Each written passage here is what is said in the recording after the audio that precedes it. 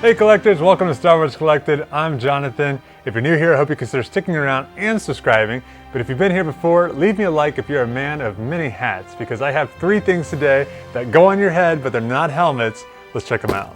Now collectors, if you've been following along for a while, you'll know that I'm kind of a helmet guy. I've got about 100 and some odd helmets sort of hidden back here right now that I'm working on building, the world's best display that I can down here to put them in. But you kind of get to a point where you start to have a hard time finding new helmets. But there is other headgear and other things that go over your head that one can collect from Star Wars. So there's some things I've been looking for a while. Things like Hoth gear. I've had a hard time finding something like that that's not what I consider to be way too expensive for what is ultimately kind of a hat. But I found something very similar here. Someone was offering a kind of a get up from Rogue One. So this is one of the infantrymen that you have with the Rogue One crew going out there. Some really cool details here with the radio. It is missing an antenna, but antennas are very easy to add. But it's a cool little module box here on the side with some really nice painting. This little hat they have on it has some good quilting and some good stitching and lots of very cool Star Wars details all over it. It did come with some goggles. Now these goggles, the lens is cracked in it, and I knew that when I bought it.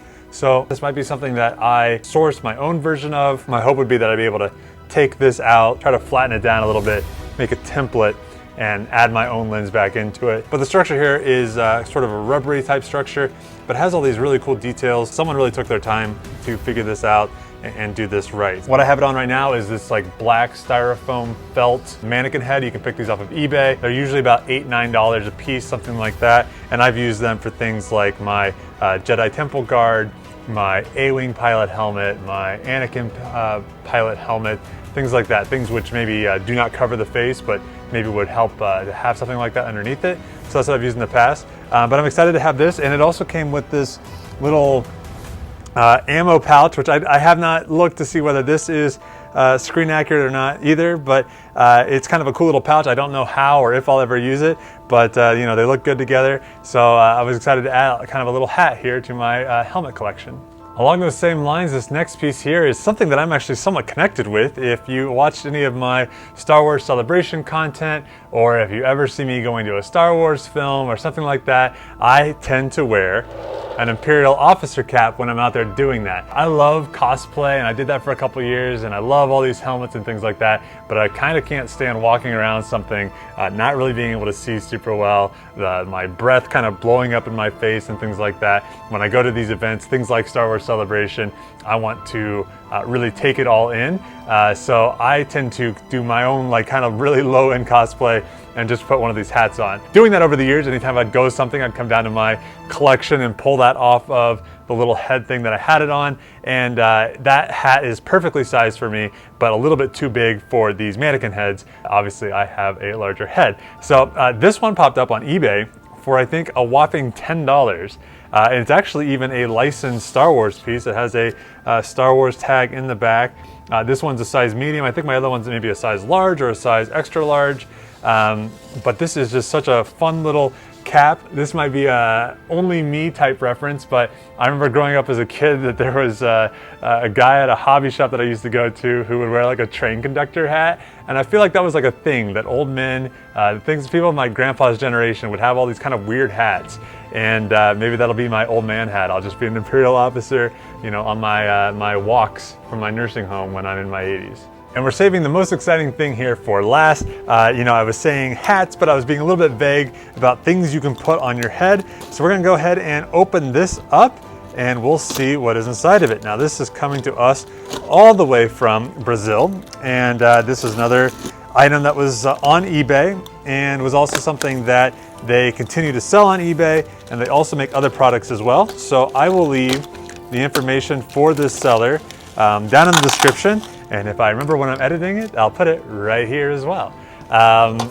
So let's take a look inside here. Let's see what we might have. Oh, hello, Greedo. If you're a Star Wars YouTuber fan, you'll understand that's an even insider reference there. This is a Greedo mask, a latex Greedo mask. Like I said, is made by some people out of Brazil. Didn't pay a ton for it. You know, wasn't a freebie, but it was not particularly expensive, I didn't think. And other than, I hate the smell of latex, which this has some. This actually looks a lot better than what I was expecting. I'm gonna go ahead and put this just sort of down here on this Lazy Susan, and we'll bring it around here. There's a little bit of white in the ear here, but that is just from some stuff that's stuffed inside. But they've done a really good job with the eyes. They are transparent with a little bit of a tint to them. And behind that is some backing with, it might just be the stuffing inside of it, but it has sort of like a mesh, has a texture to it.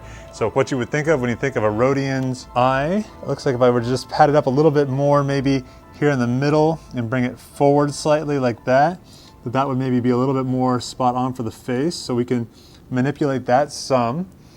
But these little ear pieces on top look pretty good. There is a seam here, which I would imagine probably not how the original mask was made, but it's pretty well hidden. We have a nice bumpiness to it. The ears look pretty good. What I'm looking for mostly are lines. When you use latex in a mold, a lot of times there's a line that kind of comes out, and it's not the most pretty thing in the world, but I imagine it was there at one time and the maker has gotten rid of it. So let me kind of press on this a little bit. So, you know, I would probably figure out a way to stuff it in such a way that it brought these neck in a little bit from the sides here, and that should give you a little bit more of a normal looking Rhodian face. But yeah, pretty pleased with this. Aliens are something that I feel like I have a severe lack of in my collection. There are a couple different makers out there. One that comes to mind right now is Chris Stevens. I see him on Facebook, and I've never purchased anything from him, but I think his work is amazing, and I am looking forward to kind of, you know, instead of going all helmets all the time, maybe starting to add a few aliens and creatures into it too.